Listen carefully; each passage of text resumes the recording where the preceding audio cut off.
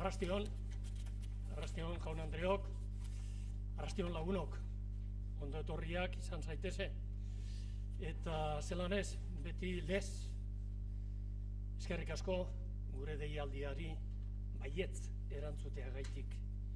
Eta mila esker, modu berezian, gaur gugaz doguzan islariei, ez dabe aurkezpenik behar batek ere, hiruretatik batek ere, ezagunak dira, oso ezagunak, baina guretzat, Sabino Arana Fundazioarentzat, eta nik uste dut gehienontzat garrantzitsuagoa dara da, esango dudana, hau da, Sabino Arana Fundazioaren hauspo lagun eta kolaboratzaile zintzoak direla esatea eta onartzea hirurak.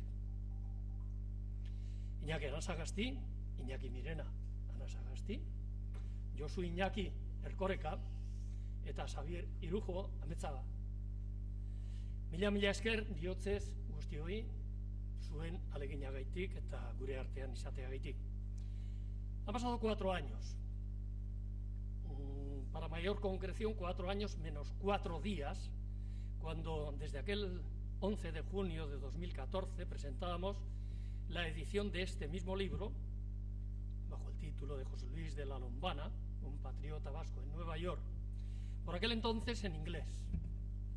Hoy lo hacemos en castellano, en ese idioma de Cervantes, y nos alegra verdaderamente el poder hacerlo, porque en cuantos más idiomas se vaya publicando todo aquello que refleja el sacrificio, la voluntad pétrea de aquella gente, como el caso de Lombana, será sin duda alguna favorecedor y enriquecedor para muchísima gente que tenga a bien y tenga oportunidad de leer la publicación.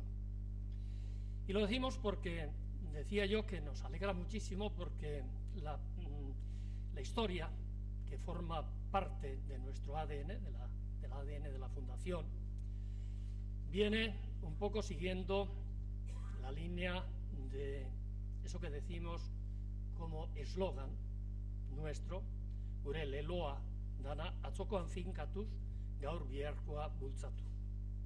Eta bai, horixe da, atzokoa, gaurkoa eta biharkoa kate berean uztarturik, esaerak dinoan moduan, katea ez baita eten.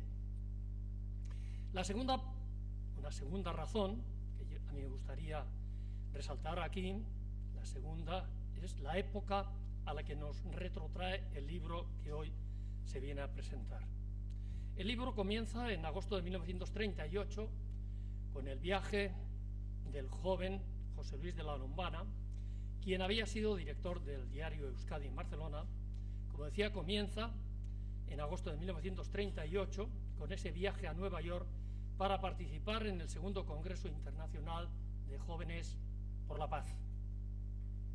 Una época, la del primer exilio tras la guerra, muy especial para todos, no cabe duda, aunque hayan pasado 80 años desde aquel entonces. Una época de tristeza por haber perdido la guerra y haber tenido que tomar el camino del exilio. Tristeza, sí, indudablemente, pero todavía también esperanza.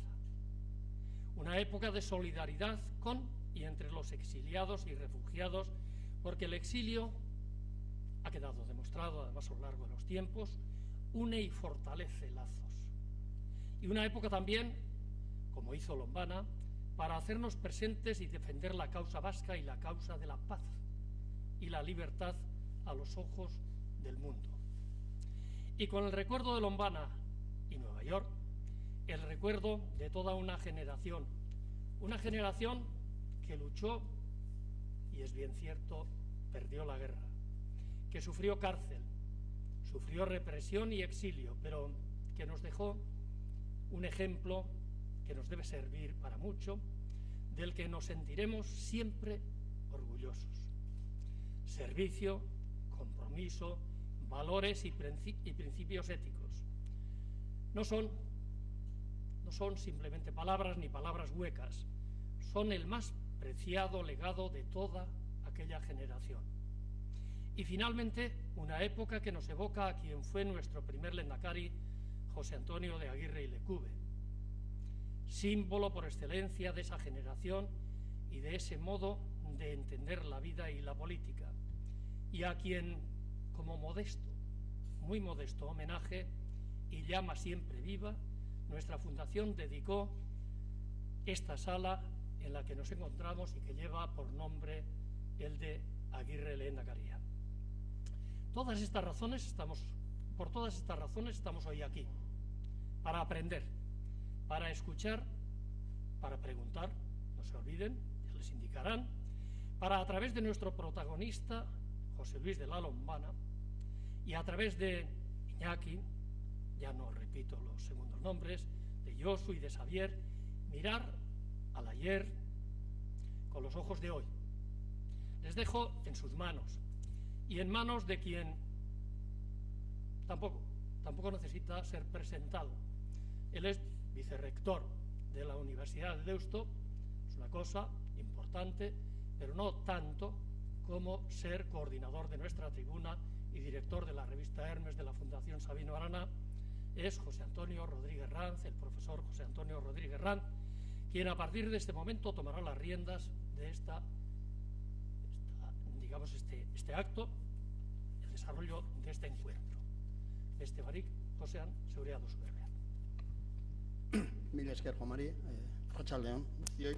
Lehenikita behin betiko oharra, gure izlariek solasian aitzedian bitarten, zuek aukera daukazue galderak egiteko, beti ere xerlekutan aurkitu dituzuen txartelak erabiliz. Hanek hartuko lituzke, mairakarri, eta solasaldiaren bukaera aldea galderak egingo genizkieke izlariei. Decía que lo primero, el aviso de siempre, mientras se está desarrollando la mesa redonda, ustedes pueden hacer preguntas y siguiendo nuestros usos y costumbres, siempre por escrito, utilizando para eso las tarjetas que están en la silla. Ane las recogería, nos las trasladaría a la mesa y al final de la mesa redonda pues se las formularíamos a los ponentes. Bueno, Juan Mari zion bezala egia esan gaurko maikideek ez dute inongo aurkezpeni behar. Beraz ni sarrera moduan nire aldetik bi ideia, bi gogoeta. Lehena, historialarien eta historiaren funtzio sozialari buruz. Creo que, simplificando mucho y a riesgo de ser injusto, los historiadores académicos y profesionales pueden dividirse en dos grupos. El primero, el de aquellos única y exclusivamente preocupados por su carrera académica, por la titularidad, por la cátedra, por el número de publicaciones en revistas indexadas, por los sexenios de investigación, etc. Y un segundo grupo, que sin renunciar a lo anterior, dedica parte de su actividad a la difusión, a la socialización, en una palabra, a transformar la historia en memoria. Memoria viva, memoria personal y colectiva de un pueblo. Y Xavier Irujo pertenece a este segundo grupo. Él ha sido profesor en diversas universidades del mundo y es director del Centro de Estudios Vascos de la Universidad de Nevada en Reno. Pero Xavier es, sobre todo, un historiador con causa, la memoria de su país. Mila esker, Xavier, herri honi egiten diozun ekarpenatik. ¿Y qué decir de Iñaki Anasagasti y Josu Erkoreka? No son historiadores académicos profesionales. Su formación estuvo vinculada a las ciencias de la información, en el caso de Iñaki, y a las ciencias jurídicas, en el caso de Josu. Y su trayectoria vital al desempeño de altas responsabilidades políticas e institucionales. Pero Iñaki y Josu han contribuido también, y de qué manera, a hacer historia, a crear memoria. Una contribución que además va más allá de un relato simple de los hechos y, como hemos comprobado muchas veces en esta tribuna, y hoy lo volveremos a comprobar, conlleva rigor y método, interpretación y reflexión y una mirada propia y diferente. Iñaki y Josu, eskerrik asko, la historia académica es necesaria, vosotros sois necesarios. Y al hilo del libro que hoy presentamos, una segunda y breve reflexión sobre el espíritu universal de los vascos. Los vascos siempre hemos estado abiertos al mundo, y también en este periodo del exilio que aborda el libro. Un exilio en aquellos años por imperativo vital e instinto de supervivencia tras la guerra. Pero hay algo más. La política exterior, junto con la atención a los refugiados, fue un eje prioritario de la acción política del gobierno vasco en el exilio. Las delegaciones del gobierno vasco, y muy especialmente la de Nueva York, fueron verdaderas ventanas de Euskadi al mundo. Y como lo recordaba Juan Mari, a ese Nueva York llega en agosto de 1938 un joven gelquí de 27 años a participar en el segundo Congreso Internacional de Jóvenes por la Paz. No somos apátridas ciudadanos del mundo, somos vascos y por ello ciudadanos del mundo, hombres y mujeres universales. Se trata de ser nosotros y mirar y abrirnos al mundo desde lo que somos, aunando identidad propia y espíritu y vocación universal. Sustraiak eta bihotza hemen, gure lurrean, begirada eta irismena mundu zabalean. Y para muestra un botón.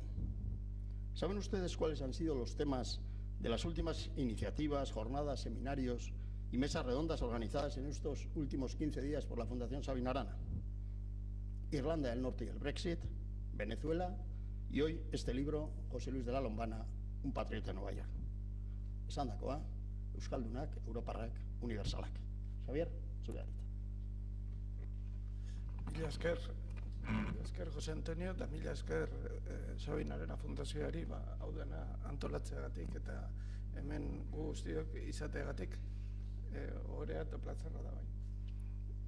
Bueno, esta historia empezó en el 2013 cuando Iñaki y Josu vinieron con un manuscrito, este que tenemos aquí, y en definitiva un informe que había hecho un joven alavés, José Luis de la Lombana, digamos que como delegado del gobierno vasco en Nueva York, en el año 1938, en el contexto de la guerra propagandística de aquel tiempo, en torno a una guerra que se llamaba civil, o que llamaron civil y española, y que no era ni lo uno ni lo otro. No fue una guerra civil y no fue tampoco una guerra española, era una guerra internacional, prólogo o ni siquiera prólogo, parte de la Segunda Guerra Mundial.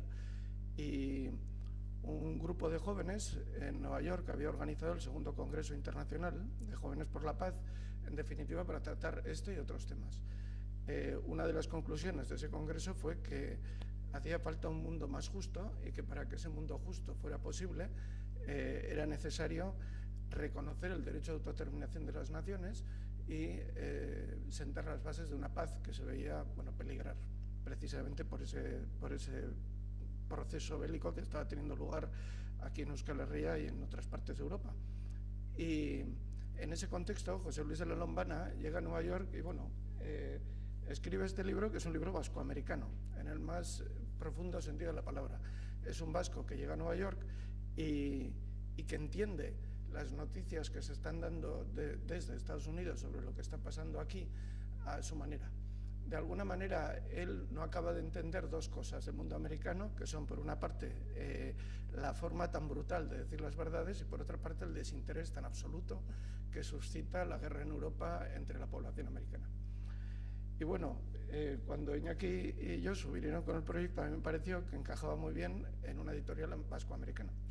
Era un libro vascoamericano escrito originalmente, el manuscrito, por lo menos concebido en Nueva York, y se iba a publicar en Reno, y así fue. Se publicó en inglés en 2013 y unos años después hemos publicado la versión en castellano, y en este caso también me pareció que era idóneo hacerlo también en América, y por lo tanto se publica en Uruguay. La editorial Euskal Herria surge en el 2005, pero realmente hunde sus raíces mucho antes. En 1940, en los años 50, cuando aquí el euskera estaba prohibido, un grupo de euskaltzales en Uruguay se les ocurre que hay que publicar, que no solo hay que leer todos los libros que se publican en euskera, que era lo que hacía el grupo Euskaltzaleak de Montevideo, sino que además había que publicar un libro al año. Y lo hicieron. Publicaron en principio, en primer lugar, la traducción de Hamlet al euskera, y posteriormente publicaron la traducción del poema de Juan Ramón Jiménez, o del libro de Juan Ramón Jiménez, con el visto bueno del propio Juan Ramón Jiménez, lo cual tiene su valor ya intrínseco e histórico. Pero por cuestiones de la guerra y del exilio y de la depresión económica de los años 50-60 y de la debacle de Uruguay, aquello acabó, y en el año 2005 un compañero mío, Alberto Irigoyen, tuvo la idea de recuperar aquella editorial y de seguir con las publicaciones que se habían hecho en los años 40. Y bueno, se han publicado hasta el momento 14 volúmenes en 3 idiomas, en euskera, en castellano y en inglés. Y de aquellas primeras traducciones de Juan Ramón Jiménez y de Shakespeare, pues pasamos a libros de historia, ensayo, incluso algunos libros de poesía escritos en inglés por vascoamericanos. Y bueno, en ese mundo vascoamericano es donde ha germinado este libro y donde creo que radica parte de su valor. Desde aquí me gustaría daros un abrazo a todos en nombre de la editorial, del propio Alberto, y bueno, de los vascos de Montevideo, que probablemente nos leerán mañana. Eskerrik asko.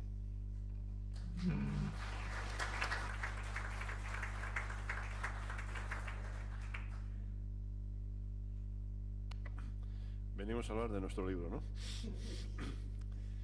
Ya es la segunda vez. Yo creo que para la Fundación tenéis que poner algún sitio por ahí. Un libro que se presenta en inglés, en castellano, y queremos hacerlo también en euskera de Arratia. Eso vendrá con el tiempo y, en fin, para eso el presidente de la Fundación nos va a echar una mano, seguro. Bueno, a mí me toca hablar de José Luis de Lombana, ¿no? Nos hemos distribuido un poco la intervención sobre el personaje José Luis de Lombana y Josu.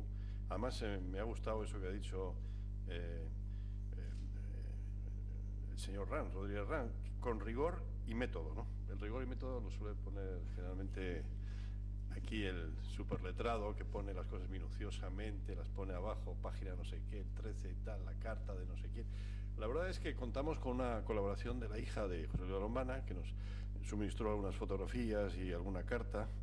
Luego algunas cartas que hemos encontrado en algunos archivos, aquí en la Fundación, en el archivo de Manusota.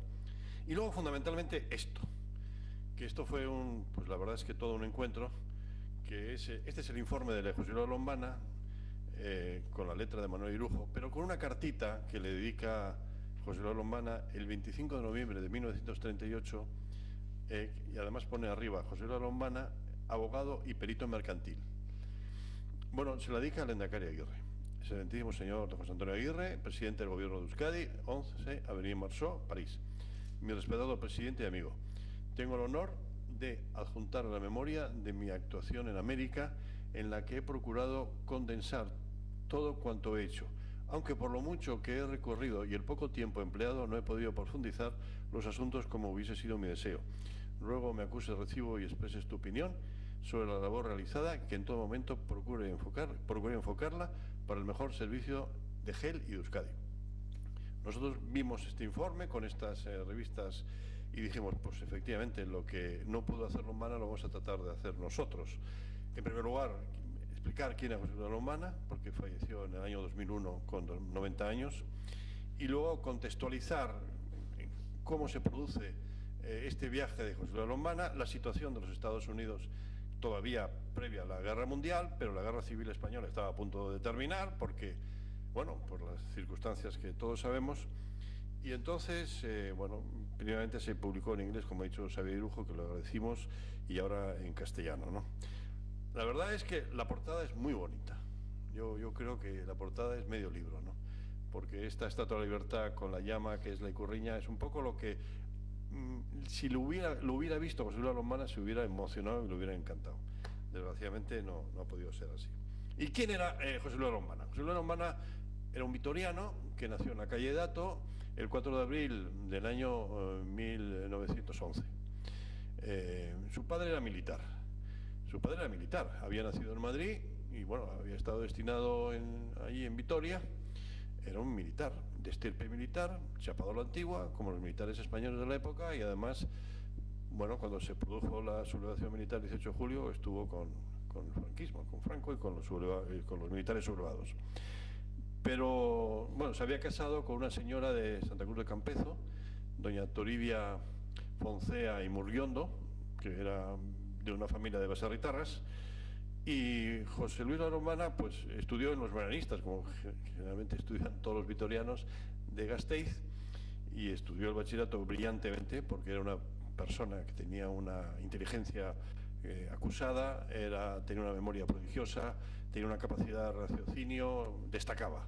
Era una persona trabajadora, curiosa, le gustaba la historia y tenía madera para ser lo que hubiera querido ser en una situación de democracia que le hubiera tocado vivir. Su padre se tiene que marchar a Madrid destinado en el año 30, pero luego viene la República y con la ley Azaña pues el padre deja de ser militar momentáneamente, ¿no?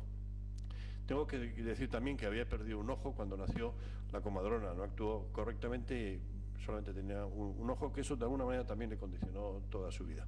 Estudió la carrera de Derecho en Madrid y Zaragoza, Filosofía y Letras, 2 carreras, y luego también hizo perito mercantil. O sea, era una persona muy bien formada y además había establecido contacto con los vascos en Madrid, con las asociaciones juveniles de Euskadi en Madrid, con la relación con los diputados que actuaban en el Congreso de los Diputados. Era una persona muy inquieta y además nacionalista. Se había afiliado al Partido Nacionalista Vasco en el año 30, cuando se pudo afiliar, y participaba no solamente en Madrid, en todas las actividades que se hacían, y además incluso presentó al padre Donosti en una de las charlas que se organizaron en el Círculo de Juventud Vasca de Madrid, sino también en Vitoria. En Vitoria tenía un grupo de amigos, Landaburu, los Aguirre, en fin, todo aquel grupito que se movía y que organizaban el Aberriuna en el año 35, iban por los pueblos dando charlas, explicando historia. Era una persona muy inquieta y además le gustaba mucho ir también a Campezo. Luego, pues, bueno, como consecuencia de la guerra, el 18 de julio del 36 está en la sublevación militar. Él tenía una tía que se entera inmediatamente por cómo se iban a sublevar los militares y se lo dice a su sobrino, a José Luis. Y este va donde el gobernador civil con otro grupo de gentes de Juventud Vasca de Gasteiz a decirle que querían armas, porque si iba a haber una sublevación militar y el ejército estaba con los complotados, pues lógicamente ellos querían actuar. Y el gobernador, que era una persona bastante débil de carácter, pues no les da los 27.000 fusiles que ellos decían que tenían en sus cuarteles y que podían dárselos. Al poco tiempo le detienen a la Lombana, conjuntamente con otros jóvenes de la época. Está en la cárcel, coge una bronconeumonía, no lo pasa nada bien. Tenemos fotos en este libro de la cárcel de Lombana, y es una persona que, claro, su padre era militar y su madre se da cuenta de que podría influir y se mueve la buena mujer, preocupada por su hijo, que además el padre le conocía, el general Mola, que era uno de los principales sublevados en aquel momento, pues para que le sacaran de la cárcel. Habla con el obispo, habla con generales. El general Mola le dice: oiga usted, no le vamos a fusilar. Figuraros qué tranquilidad, ¿no? Podía ofrecerle este comentario a una madre que su hijo estaba encarcelado. Pero por favor, usted quédese quieta. Pues la señora doña Toribia no se quedó quieta, ¿no? No tenemos muy bien aquilatada la versión si logró entrar en un cuartel donde estaba, en la prisión donde estaba detenido, encarcelado su hijo, poniéndose una chaqueta militar donde se le podían ver en la bocamanga las estrellas de comandante de su marido. Eso es una historia que está ahí, que nos la han contado varios, pero no hemos sabido aquilatarla si es verdad, porque parece un poco rocambolesco, parece un poco de película de ficción, pero bueno, el caso es que la señora entra en la cárcel, negocia con no sabemos con quién, y el hijo puede salir y se fuga pues por los Pirineos con los contrabandistas, porque la madre se va a Donosti, vende todas sus joyas para que pagara a los contrabandistas y para que su hijo pudiera salir, porque la madre, preocupada de que ese hijo tan inquieto, con un padre militar, pues eso ocasiona un conflicto en el matrimonio, se enfadan los dos. El padre le hacen nada menos que responsable del campo de concentración de Miranda de Ebro, que luego fue uno de los peores campos de concentración, y la madre se va a Donosti, ¿no? Pero al final eso se arregla el matrimonio, el padre va en el año 38 a Donosti y muere en el año 39. Pero ella sigue fundamentalmente muy preocupada de su hijo. Su hijo llega a Barcelona. Y en Barcelona, como una persona inquieta, pues ahí había que, formar una delegación, y se forma una delegación del gobierno vasco por una parte y una delegación del propio Partido Nacionalista, de la cual es secretario. Y empieza a dar charlas en la radio, y a moverse, y a actuar. Y el diario Euskadi, el periódico Euskadi, que se editaba en Bilbao, y que era un periódico de gran tirada, pues decide que el periódico se tiene que reactivar en Barcelona. Y se convierte el diario Euskadi en la referencia no solamente de un partido político, sino del propio gobierno, donde allí los republicanos, los nacionalistas, de todo tipo, convierten el órgano en la referencia informativa que en aquel momento pues podían tener, en unas circunstancias, como veis, muy difíciles. Y eso lo dirigía ese jovencito que tenía 27 años, llamado José Luis de Lombana. Un hombre muy activo y que, a prendía a golpes y, bueno, actuó de una manera pues muy activa en aquel momento, de tal manera que uno de sus compañeros en una de las cartas dice, Gamarra, Antonio Gamarra, que también era vitoriano, amigo de, que había hecho una labor brillantísima José Luis de la Lombana como director del diario Euskadi. Y hay un ofrecimiento, porque en Nueva York, en el año 38, figuraros, ahora a Nueva York se puede ir casi, bueno, en un suspiro, pero en aquella época y en plena Guerra Civil Española, ir a Nueva York desde Barcelona, año 38, agosto del año 38, invitan a ese segundo Congreso de la Juventud por la Paz en Nueva York. Y entonces le encargan a él que represente a los jóvenes vascos, porque tenía 27 años. Bueno, pues él sale por Bou, atraviesa toda Francia y sale en un barco en el Havre, del puerto del Havre, y llega a Nueva York pues, en agosto de 1938.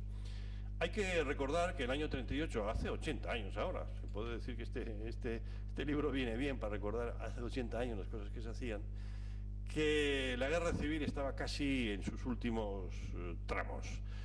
¿Por qué? Porque bueno, se había producido la ofensiva del Ebro, habían ganado los republicanos la primera parte, pero luego en la segunda parte ganaron los militares sublevados de tal forma que, como consecuencia de que se había perdido la batalla del Ebro, pues quedó casi franca el acceso a la propia Cataluña.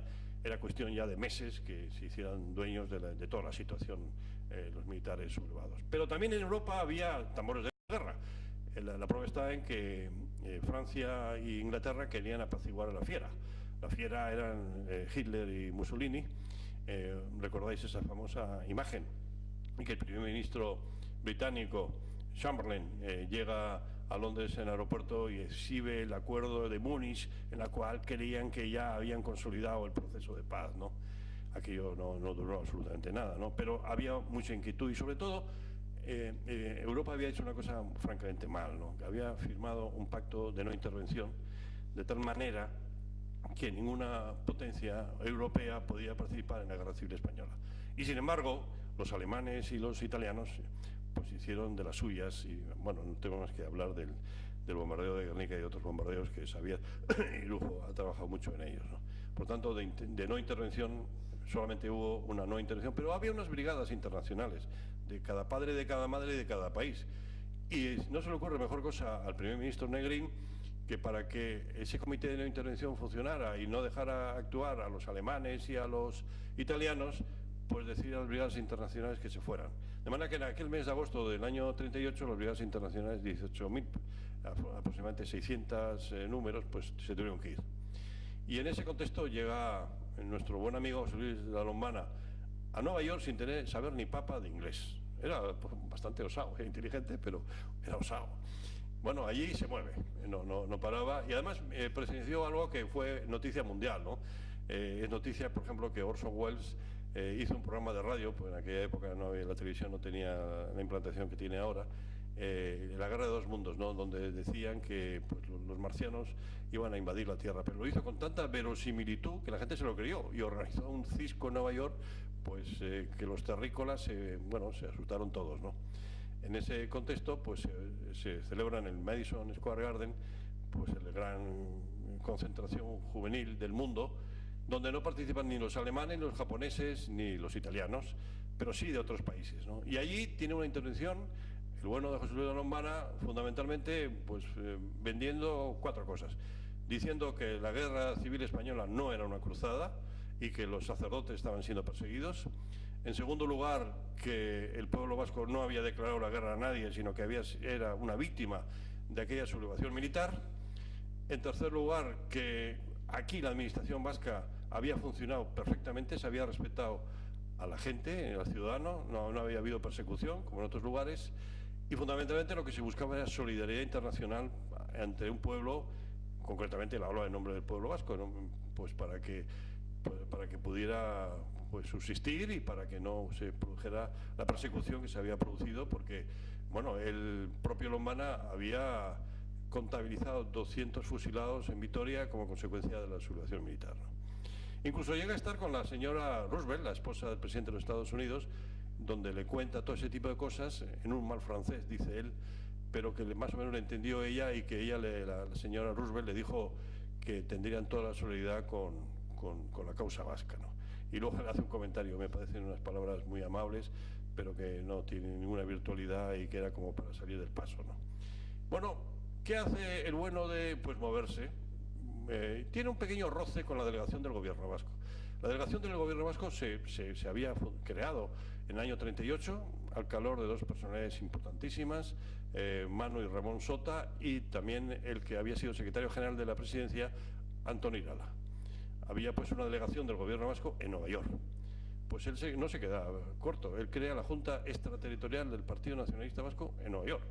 De manera que también se cumplen 80 años de la delegación y también de la presencia del PNV en Nueva York.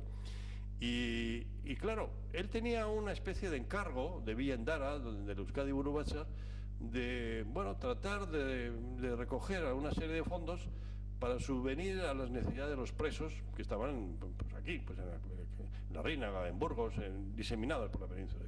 Y eso origina un pequeño roce con la delegación del gobierno, porque ellos consideraban, los delegados, que ese tipo de cuestaciones las tenía que hacer el gobierno vasco, porque el gobierno vasco hablaba en nombre de todos los vascos y un partido hablaba en nombre del partido, pero claro, decía Lomana, bueno, pues yo te estoy encargado de esto y tengo casi una instrucción de hacerlo. Se produce ese pequeño roce, pero luego va a visitarle al embajador republicano en Washington, que era don Fernando de los Ríos, que había sido profesor de Lomana y que le conocía, y hacen un análisis de situación. El propio Fernando de los Ríos veía que la guerra civil se iba a perder y que no iba a llegar el tiempo suficiente para que lo que quería el primer ministro Negrín, resistir es vencer, que es que coincidiera la guerra mundial, que se avizoraba que faltaba poco para que llegara, porque Hitler cada vez estaba más demostrando su poderío militar en Europa. Y bueno, llegaron a esa conclusión de que la guerra civil se perdía y la guerra mundial llegaba, pero no iba a haber suficiente tiempo entre una y otra para casi encadenarlas una con otra. Y no se le ocurre mejor cosa que contratar los servicios de un intérprete e ir visitando universidades y asociaciones de todo tipo. Yo tengo aquí, el hombre se va a Chicago, se va a Rockford, en Illinois, a Canton, en Chicago, a Ohio, a Missouri, a Oklahoma, a Texas, a Luisiana, a Alabama, a Georgia y a Washington, Distrito Federal. O sea, figuraros el hombre que era un tío echado para adelante, ¿no? Porque sin saber la papa de inglés y con su intérprete iba por todas las universidades, contaba su historia, rebatía a aquellos que le decían que los vascos eran no sé qué, que España era otra cosa. El hombre, y además en este informe pues se ve todo ese tipo de vivencias, y luego hace un análisis de situación de lo que funcionaba los republicanos españoles en Estados Unidos, los vascos organizados, los franquistas, la influencia que tenía la Iglesia Católica en un momento determinado que estaba presionando, creyendo que bueno, lo de Franco era una cruzada. El hombre hace este informe, que es un buen informe, un fantástico informe, y además donde da señas de todas las personas a las que visita y lo que le dice cada uno de ellos. Y vuelve a Le Havre, en un transatlántico, en San Diego, y se instala en San Juan de Luz. Allí se enamora de una chica que era de Algorta, María Jesús Bilbao, y que trabajaba como modista en aquel momento, pero viendo que la Segunda Guerra Mundial llegaba, que él tenía el peligro de que lo incluyeran en el campo de concentración de Gurs, pues tenía un pariente en Colombia y decide ir a Colombia y bueno, embarca en Colombia y en el año 40 llega a Barranquilla, que es el puerto de Colombia en el Atlántico, ¿no? Llega a Bogotá y en Bogotá pues el hombre se pone a trabajar pues en la Universidad Javeriana porque le encargan que diese clases de periodismo. Él no sabía ni papa de dar clases de periodismo y entonces escribe a sus amigos para que le manden libros, pero claro, la mayoría de sus amigos estaban pues encarcelados o perseguidos o no había manera de... Pero como era listo, pues bueno, pues salió pero cobraba muy poco. Se va a trabajar a 160 kilómetros de Bogotá, en Tolima, con el que fue luego delegado del gobierno vasco en Bogotá, Perea Gallaga, y luego decide ya volver a Bogotá, empieza a dar clases en la Universidad Nacional. Y como era abogado, y era un buen abogado, y era un prestigioso jurista, crea su propio bufete de abogados que se convierte en una referencia en Bogotá, asesor de presidentes, incluso experto en derecho canónico. La Iglesia le consultaba todas aquellas cosas que creía conveniente, ¿no? Y no deja de mantener una estrecha relación con el Endacari Aguirre, con Leizaola, con Irujo, con Landaburu. Y cuando el Endacari Aguirre tiene aquella idea de escribir una historia vasca, que él consideraba que la historia de los vascos la tenían que escribir los vascos, y que había hecho un pequeño grupo de gentes, pues Galíndez y Alfonso Gurruchaga, John Bilbao, para hacer esa historia. Él también entra en este círculo y empieza a trabajar en temas fundamentalmente concernidos a Álava, ¿no? Bueno, él siempre tiene la morriña. Él considera que su estancia en Nueva York había sido muy fructífera, interesante, pero había visto a la sociedad norteamericana lejana, fría y simplista. Y bueno, en Colombia, pues él hacía lo que podía, nunca, y eso que se lo ofrecieron. Tuvo la nacionalidad colombiana porque él consideraba que los colombianos tenían que tener su nacionalidad y él no quería quitarle ningún puesto a nadie porque incluso se lo ofrecieron. De tal manera que en el año 59 pues ya puede viajar y viaja a Donosti. Allí le visita a su mamá y en una de las cartas dice que se dan un atracón de cocochas terrible y que aquello poco menos que le redimió de los años que había estado allí. Vuelve en 2 oportunidades más y desgraciadamente le da un derrame cerebral, queda en una situación bastante empequeñecido y bueno, fallece en el año 2001 con 90 años, ¿no?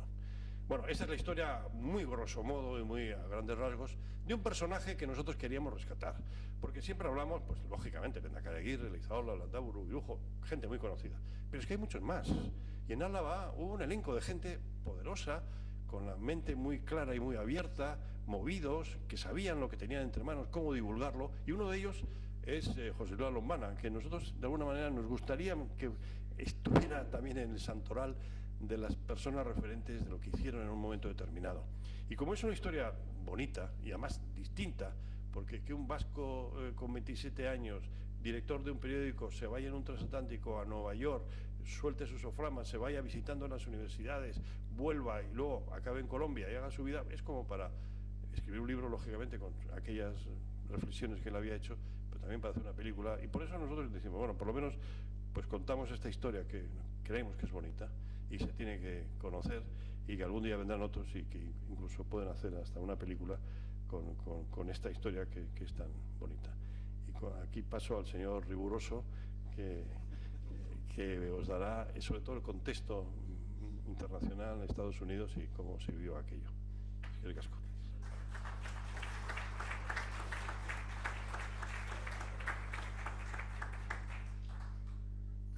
Bueno, arratsalde on guztioi. Egia esateko, azken bolada honetan ja Iñaki eta biok hemen liburuak aurkezten eta hausnarketa politiko eta historikoak egiten ja klasiko batzuk erdi bihurtuta hasita gaude, ezta? Ze aurten bigarren aldiz gaude hemen, liburu baten aurkezpenean. Joan den urtean egon ginen beste liburu bat aurkezten, Pedro Basalduaren memoriak direla eta hori liburuak, baina gaur gogoratu naiz, duela urte batzuk ere, liburu honen inglesezko bertsioa aurkezten egon ginela, eta horren argazkiak ere egon badaude, ezta? Nik batzuk badauzkat hemen sinadurak eta egiten, beraz ja, gu baino klasikoa horik hemen ez da askorik egongo, horregatik ja Juan Marik gure bigarren izena ere ikasita dauka. Badaki Iñaki Mirena dela, eta ni Josu Iñaki naizela bigarrenez, hortik dator. Bueno, posik, dena dela, posik gatoz hemen, gure ikerketen emaitzak eta ezagutzera ematen, eta zuekin solaskidetzan denok zerbait ikasi alba dugu, bekarpen orokor bat egiten, ezta. Bueno, lo cierto es que, a ver, el libro cuenta una historia que pone el foco fundamental en un periodo, el año 1938, pero que está marcado por un cruce de batallas propagandísticas terribles, ¿no? Todas ellas vinculadas a la guerra, fundamentalmente a la guerra civil española, que es la que se estaba librando en aquel momento, ¿no?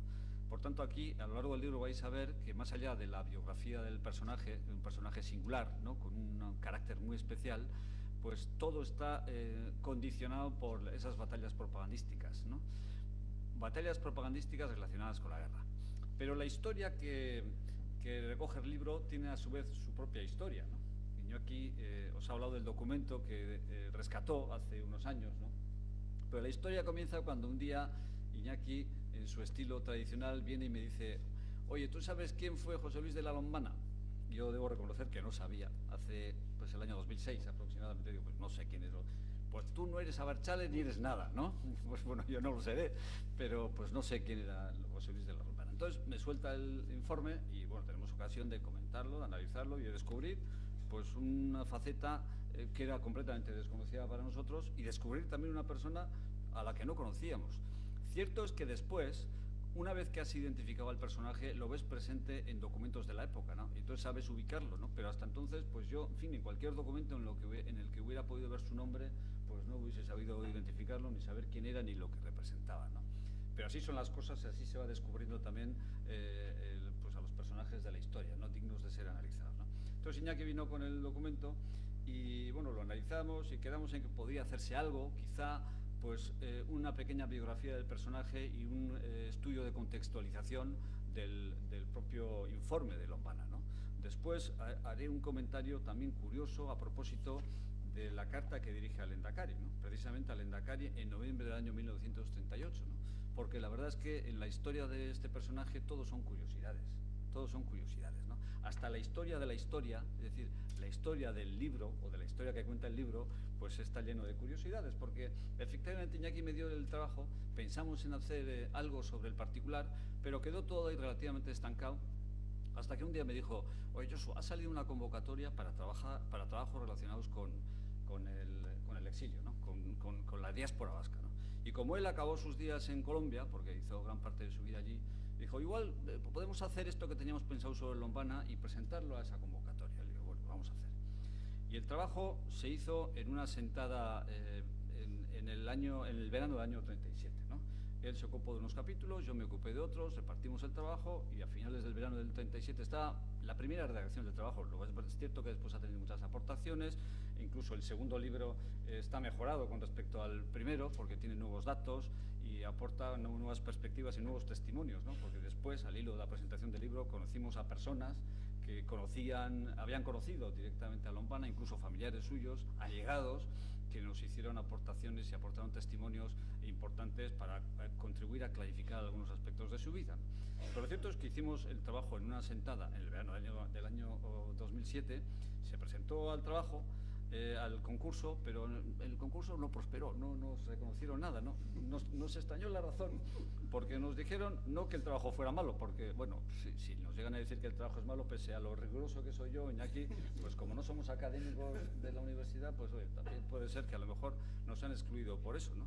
Nos dijeron que, fijaos, una persona que entonces era diputada y otro que era senador del Partido Nacionalista Vasco, que éramos poco menos que unos irresponsables porque incorporábamos al libro un cruce epistolar en el que se ponía de manifiesto que hace 70 años atrás se habían producido algunas diferencias entre el partido y el gobierno, y que esto pues tampoco era cuestión de sacarlo a la luz 70 años después, ¿no? Entonces, bueno, pues la verdad es que el trabajo pues no tuvo ningún reconocimiento y permaneció en el pendrive hasta que el año 2012 o 13 ya me vuelve a llamar Iñaki y me dice: oye, ¿tú conservas el pendrive? Pues por suerte lo conservo, que podía haberme deshecho de él, ¿no? Lo conservaba y entonces entró en juego Irujo y pues hizo pues el milagro que supone publicarlo primero en inglés y después pues esta segunda edición en castellano, ¿no? Pues la historia tiene su historia, ¿no? Sobre la carta del Lehendakari, fijaos,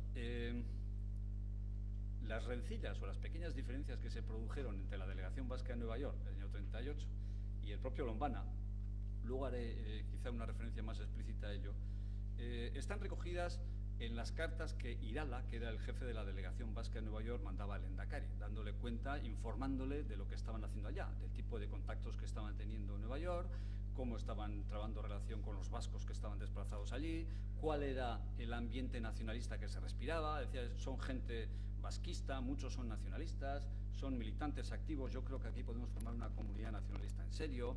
Y luego también les hablaban de los contactos que estaban teniendo con el mundo católico, ¿no? Porque su misión consistía básicamente en hacer propaganda en el mundo católico, ¿no? El mundo católico, transmitirles la idea de que los vascos católicos estaban en la guerra civil con los republicanos, que estaban aliados con los comunistas y los anarquistas, con razones fundadas, vinculadas también por motivos religiosos, católicos y, por supuesto, por una apuesta clara y limpia por la democracia, ¿no?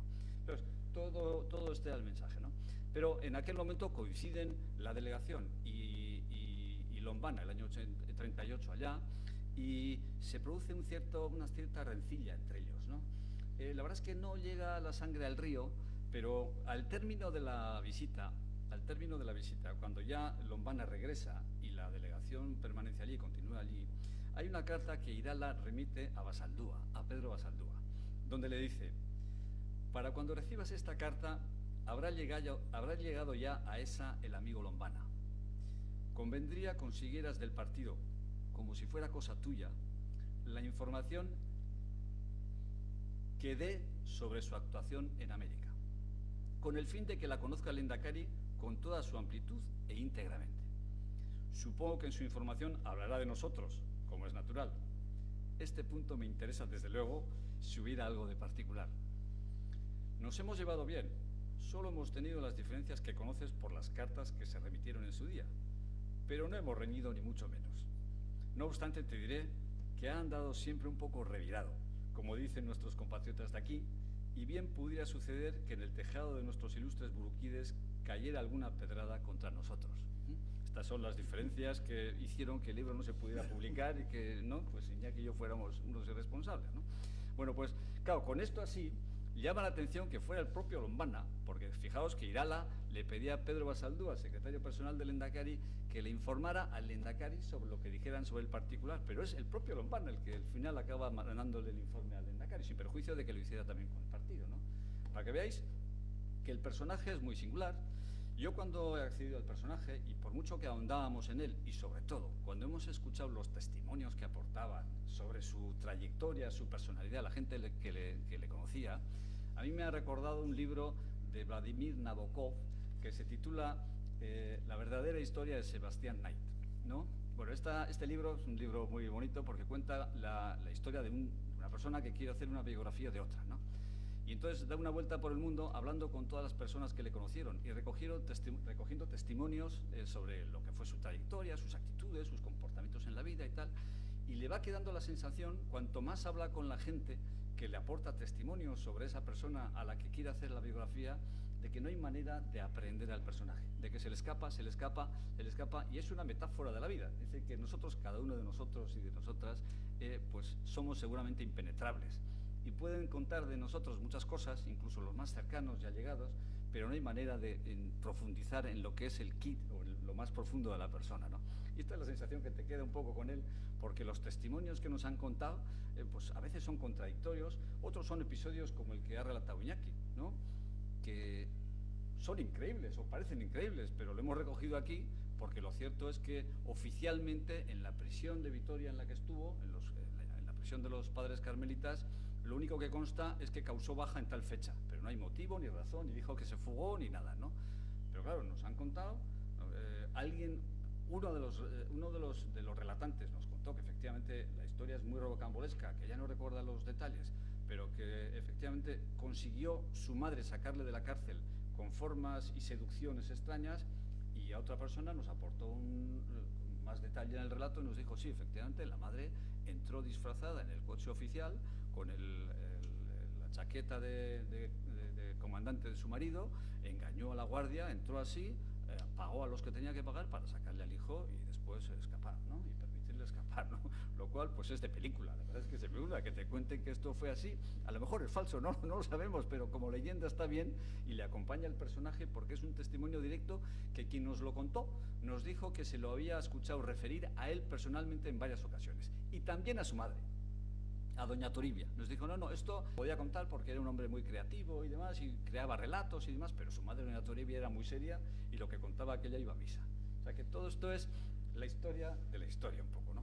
Bueno, aquí la verdad es que yo creo que fue Esquilo, el dramaturgo griego, el que allá por el siglo V antes de Cristo dijo lo de que la verdad es la primera víctima de la guerra, ¿no?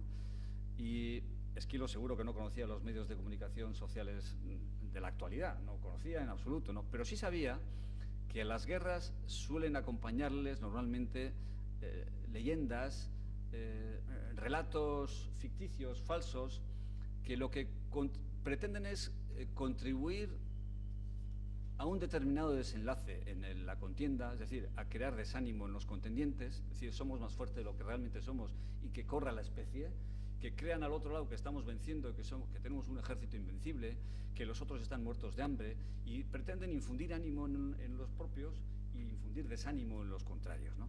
Y luego son relatos, son leyendas que quedan, que arraigan en el pueblo, que nunca tienen una referencia clara de lo que realmente ocurre, porque los medios de comunicación ahora te pueden transmitir referencias de contraste, pero entonces no había nada de esto.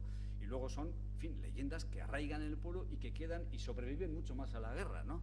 Y permanecen vivas durante años, durante incluso siglos, ¿no? Él sí sabía que ocurría esto, pero claro, en el siglo XX ya todo era muy diferente y las campañas propagandísticas que acompañaban a las guerras eran feroces, ¿no?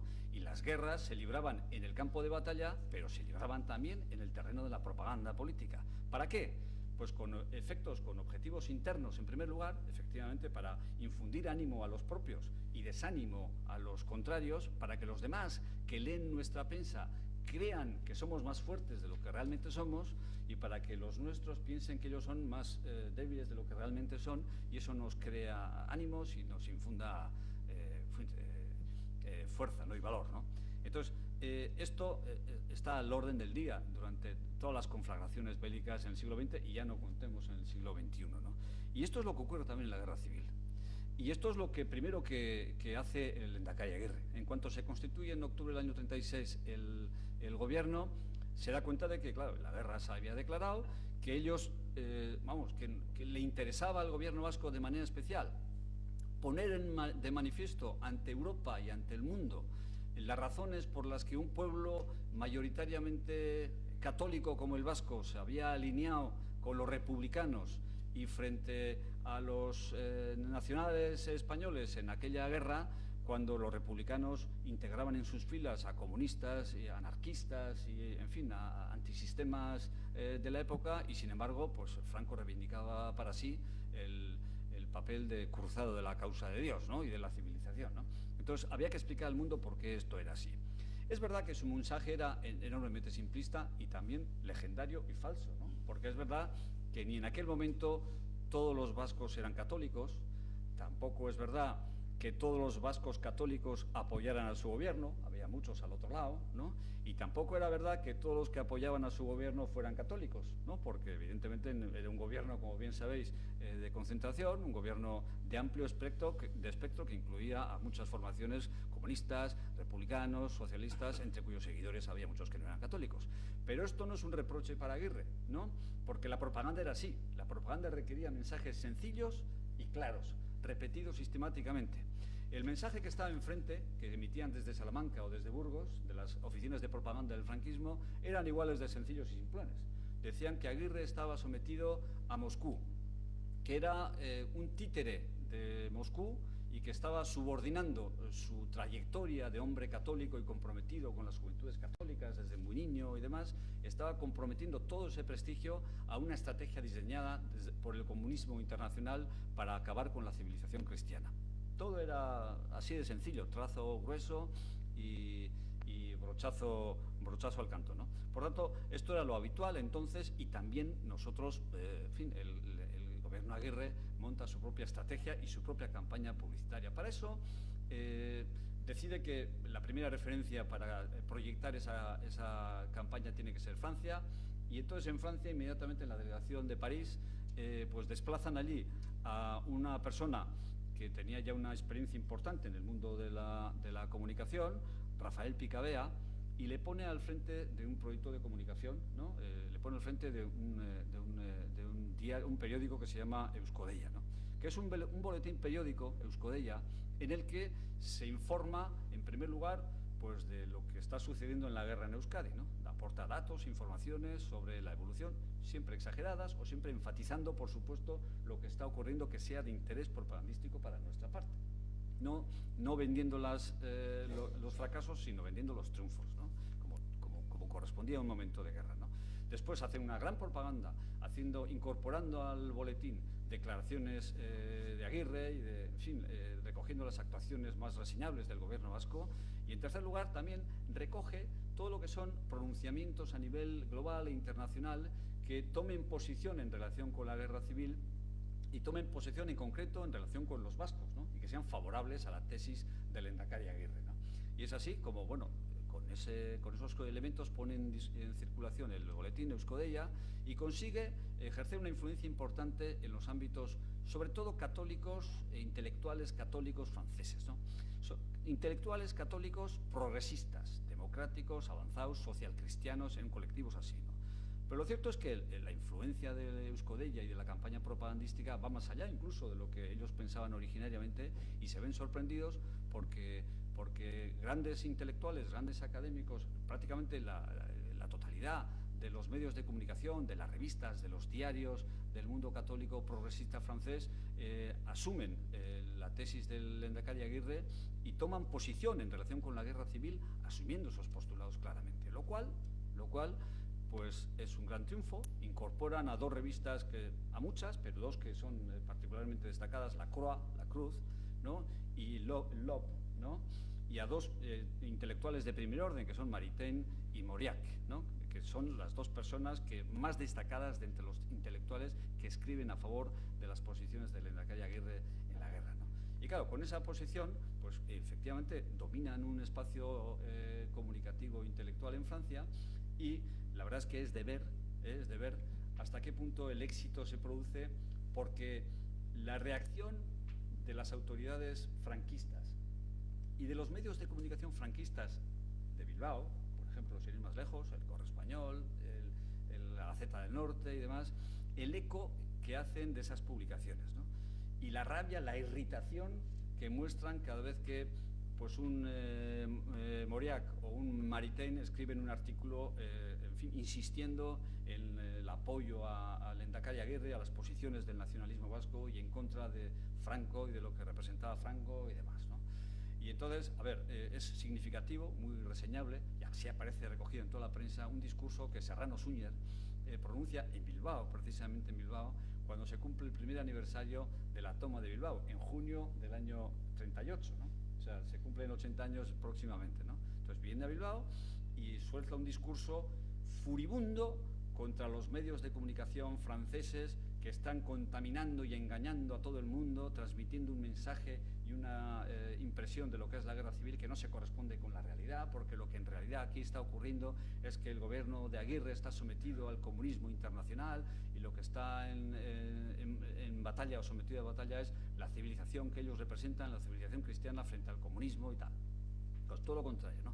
Y la prensa vasca recoge todo esto con, en fin, pues con profusión de detalles y de epítetos críticos con respecto a ese colectivo, a esas revistas y a estos intelectuales franceses, ¿no? Claro, visto que esto marcha bien, ¿no? Y que el éxito de la campaña propagandística había sido enorme en Francia, también habían hecho campañas similares, aunque quizá no con tanto éxito en el Reino Unido, en Bélgica, ¿no? Pero el de Francia fue espectacular. Pues deciden, en un momento determinado, lo decide Aguirre, pues proyectar esta campaña también a los Estados Unidos, ¿no? Dice, bueno, ¿por qué no lo hacemos en Estados Unidos? Bueno, la verdad es que Estados Unidos está al otro lado del Atlántico. Claro, proyectar esta campaña en Estados Unidos tenía unos aspectos positivos, ¿no? Porque Estados Unidos era un país ya entonces fuerte, era rico, era muy influyente, era un país capaz de condicionar la política internacional de terceros países y capaz también de modular el escenario internacional con sus tomas de posición, ¿no? Por tanto, merecía la pena intentarlo en Estados Unidos, ¿no? Lo que pasa es que había serios inconvenientes. Estados Unidos no era Francia, ¿no? No era Europa tampoco. Allí la cultura política, la sociedad, la mentalidad son completamente distintas. Para los americanos, como bien señala Lombana, aunque también lo hacen notar permanentemente los miembros de la delegación vasca en las cartas que remiten al Lehendakari Aguirre, tanto Irala como después Manu Sota, cuando escriben sus informes, pues claro, la mentalidad de los americanos es muy diferente y Europa les suena muy lejana, y la guerra civil española, pues bueno, pues pueden tener alguna noticia de ella y demás, pero no tienen un criterio claro en general sobre lo que eso representa, ¿no? Por tanto, primero, la cultura política era muy diferente. Segundo, Pues allí el presidente Roosevelt había apoyado un acta de neutralidad, que significa que el país como tal pues no iba a posicionarse en ninguna conflagración bélica que enfrentase a una potencia con otra, ¿no? Y entonces esa acta de neutralidad comportaba el automático embargo de toda entrega de armas, de municiones o de efectos bélicos a cualquier contendiente que procediera de Estados Unidos y pretendiera tomar posición en cualquier enfrentamiento bélico que se produjera en cualquier parte del mundo, ¿no? Por tanto, acta de neutralidad, vamos a ser neutrales, el principio de no injerencia. Claro, al principio se planteó una duda sobre si esa acta de neutralidad era o no aplicable a la Guerra Civil Española, o sea, porque bueno, este principio está pensada para guerras entre potencias, ¿no? Entre estados diferentes, ¿no? Es por no tomar posición. Estados Unidos prefiere no tomar posición, pero cuando se trata de una guerra civil, pues hombre, ya no es que tome posición, no son dos potencias, ¿no? En todo caso podrían ser dos facciones o dos ideologías enfrentadas, pero no es propiamente el motivo por el que se había declarado el acta de neutralidad. Pero poco a poco va evolucionando la posición de los Estados Unidos de la neutralidad inicial a lo que es un principio de no injerencia, lo que significa que tampoco en una guerra civil van a acabar entrando, ¿no? Y entonces, bueno, aunque Roosevelt parece que simpatiza con la República y con la causa republicana y parece que comprende también las tesis del nacionalismo vasco de alguna manera, pues lo cierto es que él se compromete con la neutralidad, con la no injerencia y con la amenaza de embargar todo aquello que salga de Estados Unidos que sirva para alimentar a uno de los contendientes en una guerra. Y entonces esto significa que, a ver, que en Estados Unidos las tomas de posición van a ser pues muy limitadas en principio, ¿no? Y luego está la singularidad del mundo católico de Estados Unidos, ¿no? Es verdad que, en fin, allí la religión mayoritaria, por llamarla de alguna manera, pues eran los protestantes, ¿no?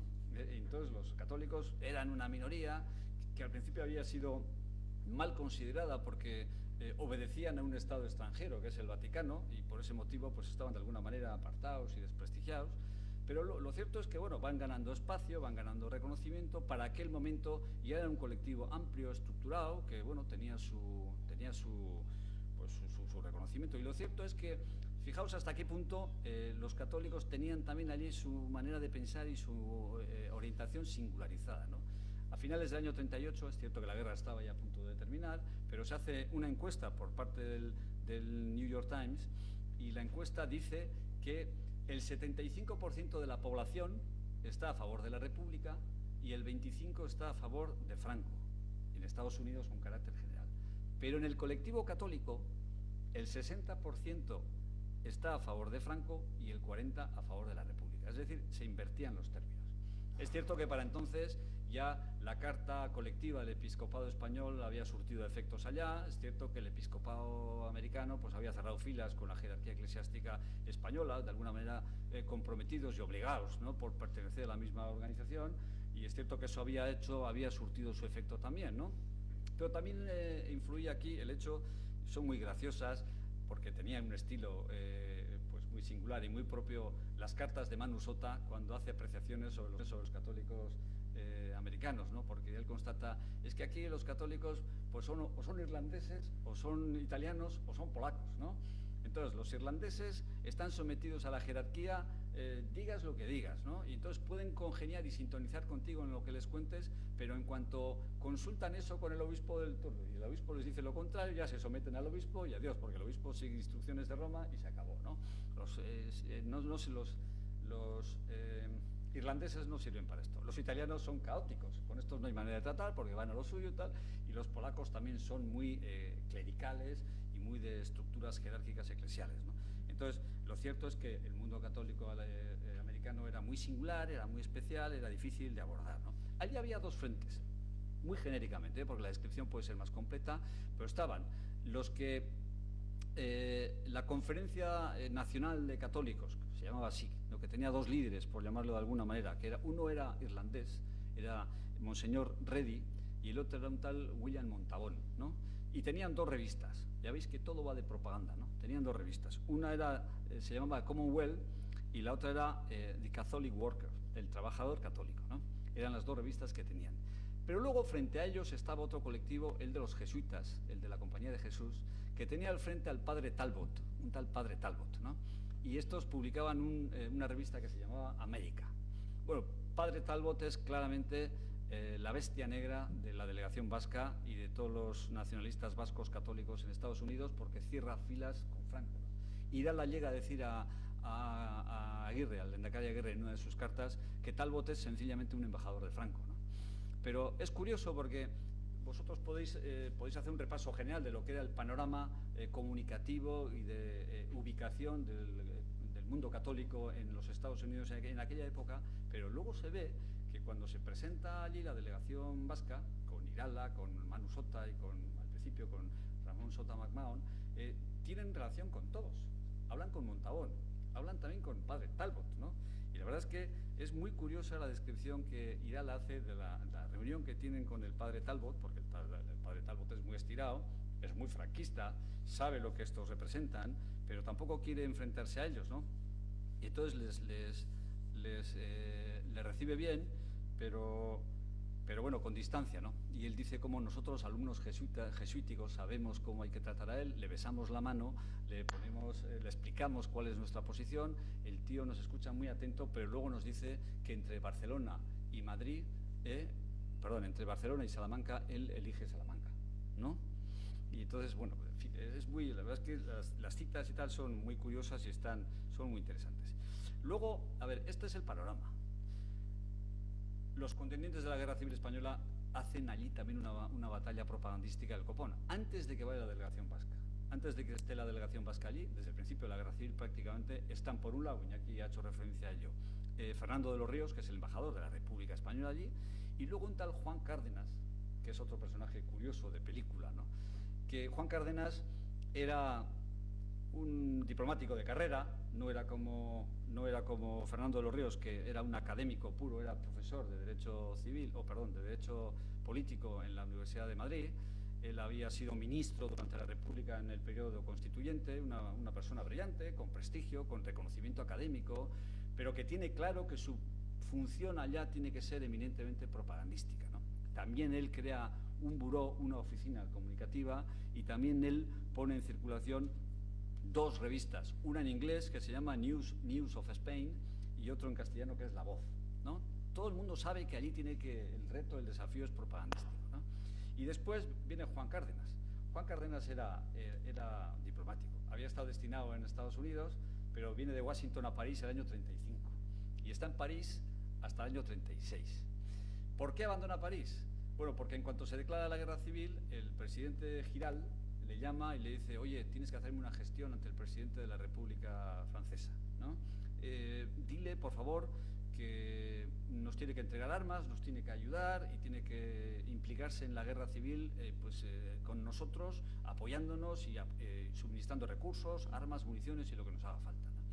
Entonces, Juan Cárdenas, que era un hombre que tenía una inclinación franquista clara en aquel momento, simpatizaba claramente con los franquistas, pues sin embargo, pues cumple la misión, porque en fin, era diplomático y es el propio presidente del gobierno el que le llama, y hace la gestión esperando que León Blum le dijera que no hay ayuda de ningún tipo, ¿no? Sin embargo, en la primera reunión que tiene con Blum, advierte que Blum considera la posibilidad de prestar esa ayuda, ¿no? Con lo que se pone a temblar y dice: bueno, yo desaparezco de escena. Y literalmente desaparece de escena, y meses después aparece en Estados Unidos. Aparece de nuevo en Estados Unidos intentando retomar, digamos, las labores que había desempeñado antes, ¿no? Este tiene también una peripecia importante, porque claro, empieza a funcionar allá en representación no se sabe de qué, porque había una guerra civil y el gobierno republicano era el oficialmente reconocido en el escenario diplomático internacional, ¿no? Y por tanto el gobierno de Franco, el de Salamanca o el de Burgos no tenía ninguna representación, ¿no? Entonces el tío empieza a actuar allá, pero inmediatamente es objeto de una denuncia que le acusan de espía. Tiene que defenderse: yo no soy espía, empieza a explicar que es una guerra civil, que hay una guerra civil y que él defiende a una de las facciones, y bueno, entonces se va estabilizando un poco su situación ante la Secretaría de Estado de los Estados Unidos. Le dice: bueno, vale, te vamos a permitir estar aquí, vale, pero ¿a santo de qué? ¿Y con qué nombre? Y dice: hombre, pues como embajador del gobierno de Franco. Y le dice: no, perdona, primero embajador ya hay uno español, tú no puedes ser. O sea, nombre de embajador, olvídate. Y luego del gobierno tampoco, porque no representas a ningún gobierno. Ponte un título diferente. Y empiezan a negociar sobre el título que le van a reconocer, y el título que finalmente alcanza el consenso es el de agente del generalísimo Franco y sus autoridades, ¿no? Y con ese título empieza a actuar allá. También él pone en marcha dos revistas. Una, Spain, que empezó a editarse precisamente el Día de la Raza, el 12 de octubre del año 37, ¿no? Y luego otro, Cara al Sol, que él mismo dice que está publicada por unos jóvenes españoles entusiastas con nuestra ayuda. Es sabrosísimo. Accedimos en el Ministerio de Asuntos Exteriores cuando estaba abierto el archivo, ¿no? Ahora creo que lo han cerrado otra vez, no sé qué es lo que hará este nuevo gobierno con él, pero en fin, durante la última etapa está cerrado. La correspondencia que Cárdenas en aquella época mandaba al Ministerio de Asuntos Exteriores, que estaba registrada ya. Y la verdad es que sus informes son sabrosísimos. Su preocupación por la propaganda es crucial. Se pasa el día analizando, escrutando la prensa americana para ver qué titulares o qué cabeceras se posicionan a favor y cuáles en contra, e informa puntualmente de todo ello a Madrid. La verdad es que su posición es pesimista porque dice, oye, aquí la mayoría son contrarios a Franco, porque piensan que la batalla que se está librando en España es de la democracia contra la dictadura, y están equivocados, pero es que eso es así, esto lo vemos en la prensa todos los días y demás, ¿no?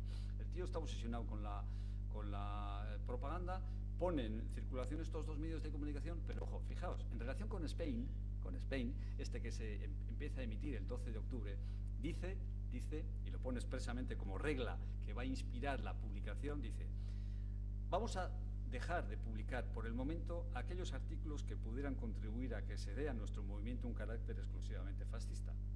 Pues todas las campañas de la propaganda roja en este país se hacen tratando de presentar la guerra civil en España como una guerra entre el fascismo y la democracia. Y les daríamos pie con ello para intensificar su propaganda en este sentido. Nuestra campaña de propaganda debe ser el orden y la civilización contra el comunismo y la anarquía, la cristiandad contra los sin Dios y los sin religión, ¿no? Él tenía claro que esto es en lo que había que insistir. Y dejaos de manos levantadas y de Gora Hitler, de Gora Franco y tal, dejaos de esas historias, que esto aquí nos viene muy mal, ¿no? Bueno, lo cierto es que la delegación llega en este contexto, cuando ya hay una batalla campal en el terreno propagandístico planteado allá entre Cárdenas y Fernando de los Ríos. Y bueno, a ver, la delegación vasca va con un cometido claro, ¿no?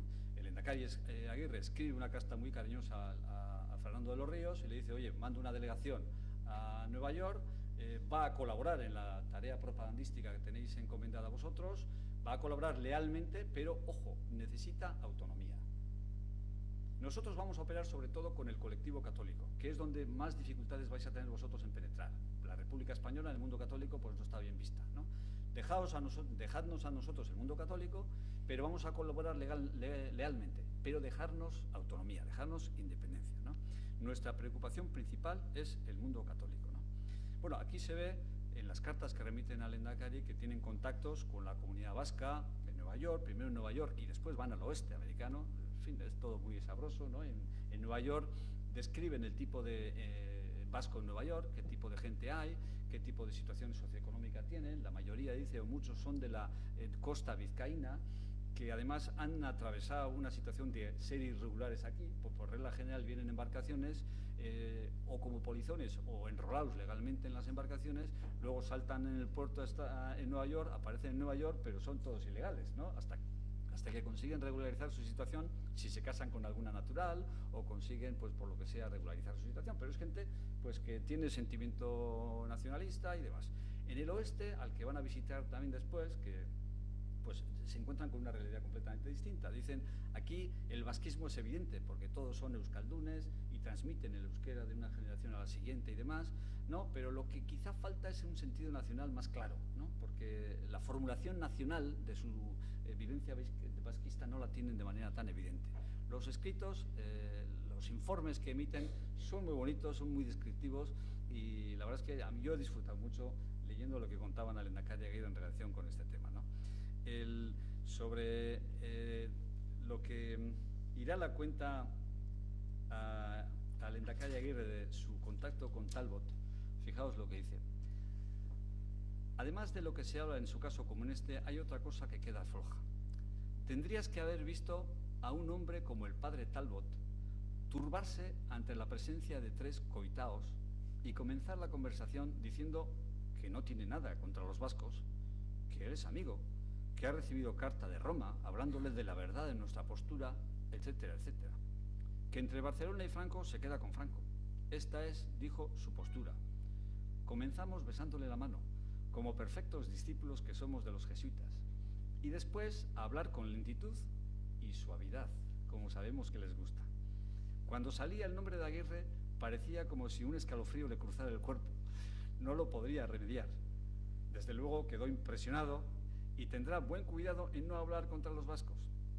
Nosotros tendremos buen cuidado también de enviarle todas nuestras cosas, con verdadera machaconería, y estar al tanto de si nos quiere hacer alguna jugada, que todo puede ser.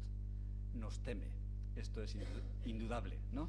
Ya veis que la bestia negra, Talbot, pues afrontan también, están con él y ya tienen su encuentro con él. Y aquí es donde llega Lombana el año 38. Claro, las diferencias entre Lombana y la delegación son inevitables hasta cierto punto porque llegan al mismo tiempo, a mediados de agosto del año 1938, al mismo sitio, en Nueva York, y con cometidos parcialmente solapados, ¿no? Porque todos iban a hacer propaganda, todos iban a hacer publicidad, todos iban a hacer un intento de recoger fondos para financiar la labor humanitaria que el gobierno vasco estaba haciendo en Iparralde con los refugiados y demás. Hacía falta dinero para financiar todo esto y se trataba de recoger fondos allá, pero claro, se miran con recelo. Y le escribe al Lehendakari pidiéndole instrucciones hasta en 3 ocasiones mientras Lombana está allí, y Lombana hace valer sus galones, dice: oye, yo vengo en nombre del partido, ya veréis, vosotros si sois disciplinados tendréis que obedecer. Y no, ya veis que no va la sangre al río, no llegan a pelearse ni a reñir, como dice Irala, pero cierta tensión existe, ¿no? Claro, como bien ha dicho Iñaki, los delegados del gobierno decían: hombre, aquí vamos a hablar a todos los vascos, hay que hablarlo en nombre del gobierno que representa a todos los vascos, ¿no? Y el otro decía: sí, pero si alguna vez perdemos el gobierno y se va a manos de otros, esto hay que ganarlo para el partido y para el nacionalismo, ¿no? Y esto lo tiene puesto también negro sobre blanco, ¿no? Por tanto, esa pequeña rencilla se produce allí. Lo cierto es que, bueno, Lombana tiene una estancia de 3 meses en los Estados Unidos, luego regresa de nuevo a Barcelona y, bueno, ellos continúan allá durante mucho tiempo más, ¿no? Con diferentes composiciones y demás, ¿no? Por tanto, bueno, este es el contexto en el que se produce el episodio y la historia que recogemos aquí. Protagonizada pues por un personaje Lombana que de verdad es un personaje curioso, muy singular, y a cuyo kit o a cuyo fondo no hemos podido llegar como Nabokov en Sebastian Knight, ¿no? Es que recasco.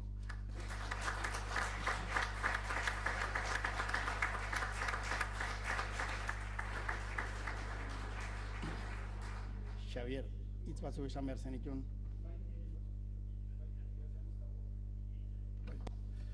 Bueno, sí, para terminar, simplemente decir eso, que en efecto el libro trata sobre la propaganda, como han dicho Iñaki y Josu, y que es curioso ver cómo a día de hoy todavía todo esto se mantiene. Yo digo, muchos de los conceptos que en aquel tiempo no se barajaban y que el propio Lombana pelea de alguna forma desde su informe, se siguen repitiendo. Pero es curioso también que no los ha gestado, no los ha creado tanto la propaganda como la historiografía después. Y la historiografía académica o no académica es la que ha, de alguna manera, forjado y ayudado a forjar y a mantener esas falsedades, como la de Guerra Civil Española. No lo fue. El 90% de los aviones de Franco eran alemanes e italianos. Y ninguno de los pilotos que bombardeó algunas de las localidades vascas, por ejemplo, como Zalla o como Guernica, desde luego, o como en uno de los bombardeos Durango, o como Igorre, etcétera, eran españoles, eran todos alemanes e italianos. Y aquí dice Lombana, y esto es muy bueno, está en la contraportada del libro, dice: las cosas en América se conocen desfiguradas. Y así, por ejemplo, si uno acude a un hipódromo, que ahora es un teatro convertido en frontón, donde juegan los pelotaris vascos a cesta punta, los verá desfilar al compás del paso doble del toreador de Carmen. Y todo el mundo aplaude. Y eso es un poco lo que está pasando todavía hoy. Hay mucha desfiguración en torno a eso. Por ejemplo, como ha dicho también Josu, para Franco, para el propio Franco, aquello no era una guerra civil. Lo dice en muchos discursos. Esto es una guerra contra el comunismo, es una guerra internacional, etc. Gomá, que primado de la Iglesia española, también lo afirma en muchas ocasiones. Esto no es una guerra civil española. Él mismo lo dice. Álvarez del Valle, ministro de la República, una y otra vez en Ginebra insiste, incluso llega a escribir un libro, el libro blanco famoso, diciendo que aquello no era una guerra civil española. Y por supuesto el gobierno vasco defiende que, bueno, pues que los vascos, no siendo españoles, pues se pueden ver envueltos en una guerra entre españoles, pero aquello no es una guerra civil, digamos, nuestra en el sentido lato, ¿no?, de la palabra. Y ya digo, sin embargo, estas cosas se han ido generando sobre todo a partir del Comité de No Intervención, que es básicamente el gran enemigo propagandístico del pueblo vasco en aquel tiempo, pero hoy también historiográficamente, diciéndolo así, podría considerarse el mayor aliado de la causa franquista a nivel internacional. El Comité de No Intervención se fundamenta sobre algo llamado Pacto o Acuerdo de No Intervención. No fue un acuerdo, nunca hubo una copia escrita de aquel acuerdo, ni nunca se rubricó ni se firmó. No creó, por lo tanto, un comité, era un grupo de países que a veces se reunían y a veces no. Y, por supuesto, no es un comité de no intervención, sino que la función de aquel comité era, de alguna manera, regularizar la intervención activa de Alemania e Italia en el conflicto en favor de Franco, y también Portugal y Marruecos. Y de ahí en adelante todo lo demás. Cada uno de los pilotos que aquí capturan vivos en Euskadi durante la guerra, lo primero que hacen es coger la documentación. Y de acuerdo con el Comité de No Intervención, aquellos eran voluntarios que venían desde Berlín con sus aviones y sus bombas y bombardeaban Euskadi. Esa era la verdad oficial que se mantiene. Los hechos alternativos, que diría hoy Trump, que se han mantenido historiográficamente, se siguen secundando. Y por lo tanto yo creo que este informe en cierta medida tiene mucho de actualidad. Uno de los periodistas de aquel tiempo, Klaus Coburn, dijo que él dejaba la tarea de periodismo, la labor de periodista, porque no tenía ningún sentido en ese contexto, cuando se están cogiendo aviadores italianos y alemanes y se niega que son aviadores alemanes e italianos, cuando tienen las órdenes, las cartillas de razonamiento, todo, pues él deja de ser periodista y empieza a ser soldado. Y dice, o bueno, de alguna manera acuña esa frase tan conocida que es: nunca creéis nada hasta que no sea oficialmente negado. Y eso es un poco lo que encierra todo este informe. Yo, en fin, para terminar, solo me gustaría, bueno, si luego hay preguntas, etcétera, pero me gustaría subrayar que es un libro que nace de la emoción, porque es un terreno emocional, este no es un terreno racional, como habéis dicho. La verdad está oculta en un marasmo de propaganda y de niebla, de neblina, en cierto sentido bastante oscura y fétida en algunos casos, de la propaganda franquista, pero al mismo tiempo es un libro que nace, por lo tanto, de la emoción. Lombana era un gelchale, corazón, aquí tengo la firma de él firma el informe con su puño y letra, tuyo en gel, cree en lo que está haciendo, él está diciendo la verdad, es propaganda, pero está basada y está diciendo la verdad. Y bueno, el libro mismo también, tiene ya 80 años prácticamente, va a cumplir ahora 80 años, sí, exactamente, desde que se concibe el informe. Hace unos 10 que habéis hecho el estudio, también, bueno, de corazón, y como decía antes, la editorial surge en el Uruguay de los años 40-50, cuando, bueno, pues todo está pasando, todo lo que está pasando aquí, y se publican libros en euskera en América cuando aquí era impensable. Y los que crean la editorial, antes no lo he dicho, pero son, entre otros, Pedro Arteche y Binguer Ametxaga, o sea, los abuelos de Alberto Irigoyen y mío, abuelos maternos los dos, que eran íntimos amigos y lo crean allá, y por lo tanto yo también, pues en este proyecto entro de forma puramente emocional, como ha dicho José Luis Antonio. Pero quiero terminar también diciéndoos que la verdad radica en la emoción. Cuando una persona vierte sus sentimientos sobre una causa, generalmente tiende a sacar de sí la verdad. Y esa es la diferencia entre la propaganda franquista y la propaganda del gobierno vasco, por ejemplo, en Nueva York. Lo que leemos en el informe es todo cierto. Y realmente yo diría que Lombana tiene un problema con eso, porque es demasiado realista, demasiado certero y demasiado crudo, muchas veces con las cosas que dice. Probablemente por eso también se metió en algún que otro lío con personas de aquel tiempo. Mientras que la propaganda franquista es una falsedad absoluta y total, en la cual no haya apenas ningún vislumbre, ningún rayo de realidad o de algo que se acerque a lo que realmente estaba pasando aquí en aquel tiempo. Y bueno, yo creo que con eso podemos terminar. Sí.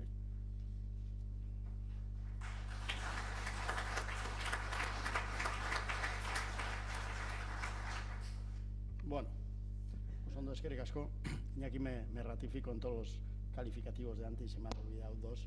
Verbo fluido y florido por parte de todos. Solemos tener la costumbre, la buena costumbre de finalizar para las 9, hoy no lo vamos a hacer, pero hay algunas preguntas, las voy a agrupar en dos, las intento formular lo más brevemente posible y pues la respuesta también lo más breve posible.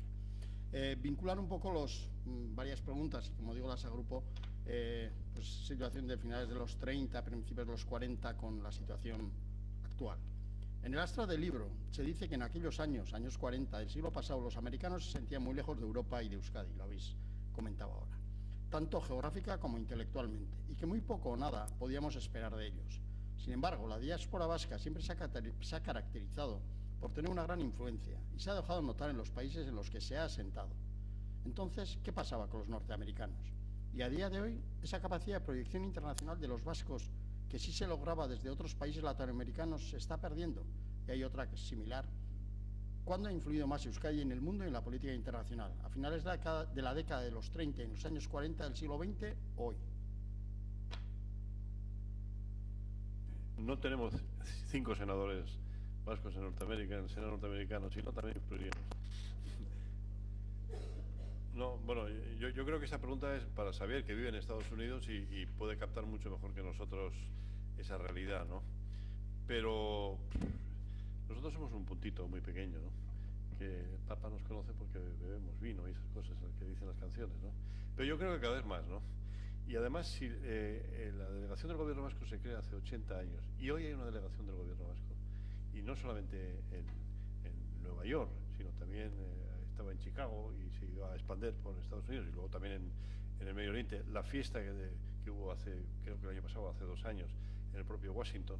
Es decir, yo creo que el tema vasco en Estados Unidos empieza a tener una resonancia, y a pesar de lo que se pueda y parece un tópico, el hecho de que el Guggenheim esté en Bilbao, pues le puso el mapa a Bilbao y también a lo vasco, ¿no? Porque ahora en Nueva York y sobre todo en el ambiente cultural se sabe dónde está el Guggenheim, ¿no? En Europa. Por tanto, yo creo que nosotros seguiremos metiendo ruido porque es lo que nos toca. Yo creo que la realidad vasca en Estados Unidos está muy viva. De hecho, es difícil en el oeste americano ir a algún sitio que no se conozca lo vasco. Y de hecho, bueno, hay un centro de estudios vascos, bueno, de hecho hay 3 centros de estudios vascos, uno el nuestro que tiene ya 50 años, pero hay otros 2 centros de estudios vascos en las universidades de Santa Bárbara, en California, y Boise, en Idaho, y no hay otros centros de estudios alemanes o de otro tipo. Es una minoría que tiene una presencia fortísima, a nivel cultural, social, etcétera, pero también a nivel político. Yo tuve la suerte de entablar amistad, de hecho escribimos 2 libros juntos con Pit Zenarruza, que recibió el premio Sabina Arana, y en el año 2012 me invitó a Boise a escribir con él la que iba a ser el cuarto memorial, pidiendo paz, democracia y la independencia del pueblo vasco. Y acudimos al Senado y al Congreso del Estado de Idaho.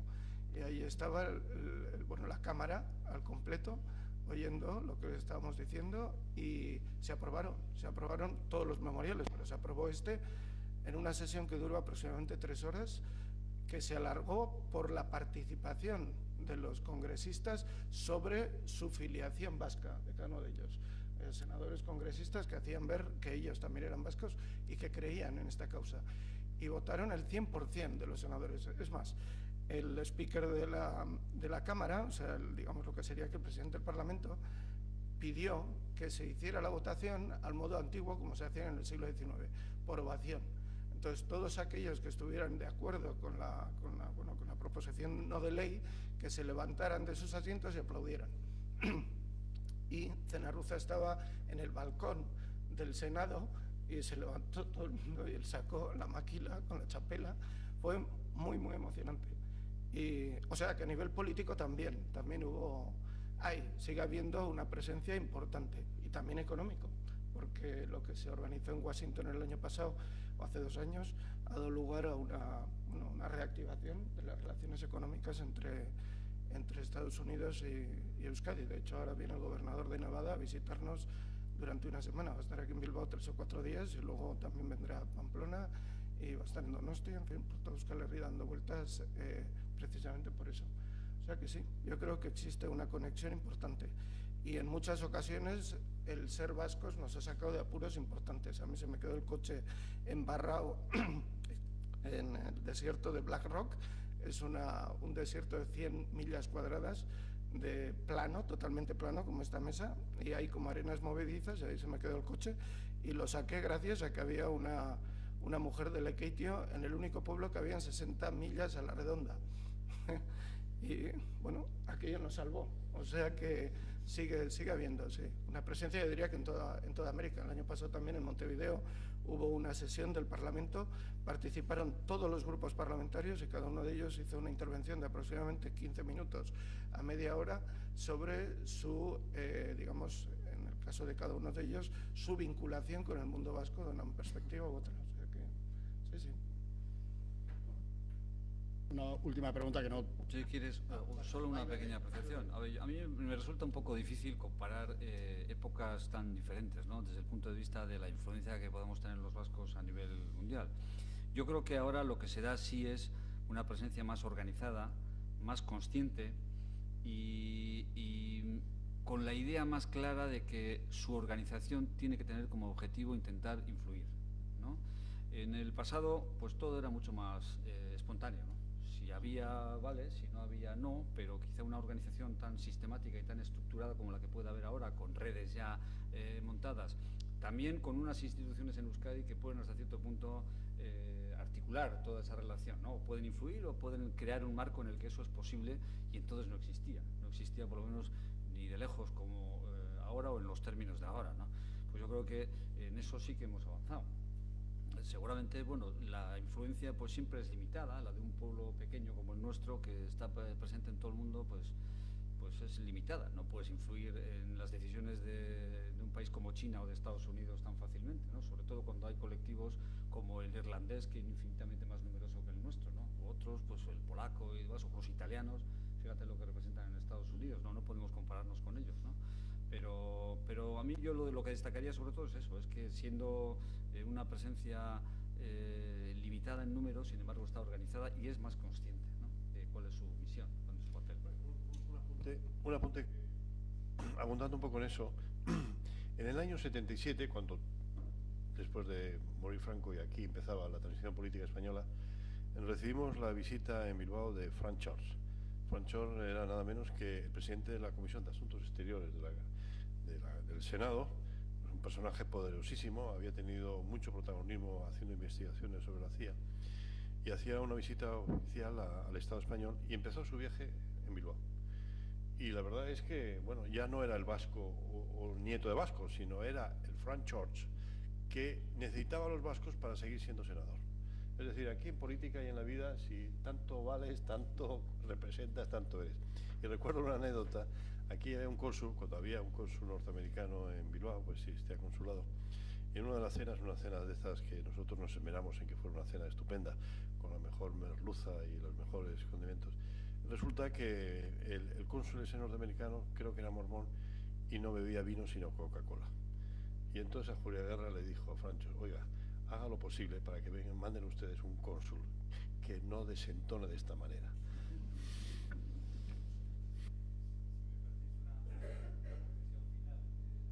Al hilo del libro, ¿no? Ha comenzado la reflexión, el que formulaba la pregunta, afirmando que efectivamente en aquella época, y los informes así lo atestiguan, en América pues había la sensación, en Estados Unidos, de que Europa estaba muy lejos y, bueno, Euskadi prácticamente ni se sabía lo que era, ¿no? Y que había desde esa lejanía pues una cierta indiferencia y un desconocimiento casi brutal de lo que se estaba cociendo en Europa en aquel momento, ¿no? Pero como Lombana era Lombana y le gustaba pues, en fin, colmar de ironía sus escritos, también hace una referencia curiosa a esto, muy graciosa, ¿no? Porque dice, es verdad que en los Estados Unidos pues Europa queda muy lejos y no se enteran de lo que ocurre en Europa, ¿no? Pero también es verdad que los republicanos que me han acompañado en el viaje tampoco saben cuál es su problema, ¿no? Pues este es su estilo, ¿eh? Dice, cuando llegamos al puerto del Havre para embarcar hacia América, a los miembros de la delegación de la República les invitaron a cantar el himno de Riego, su himno nacional. como lo hacían las demás delegaciones. Oye, y no pudieron hacerlo porque no lo sabían. Pero llegamos a América y en Vassar College nos recibieron con la marcha real. No se habían enterado que hacía 7 años ya que habían cambiado el himno llamado nacional. Una última pregunta, como digo, no tiene exactamente que ver con el tema de hoy, pero Iñaki, como has dicho que el padre de José Luis Lombana pues, era militar, se habla de la sublevación militar del 18 de julio en Vitoria, de que el gobernador pues, no les facilitó armas, etcétera, a estos jóvenes que allí. Pregunta, dice, debido a la presión fascista, ¿puede el actual gobierno reventar en 1000 pedazos y tengamos que sufrir un intento de sublevación militar?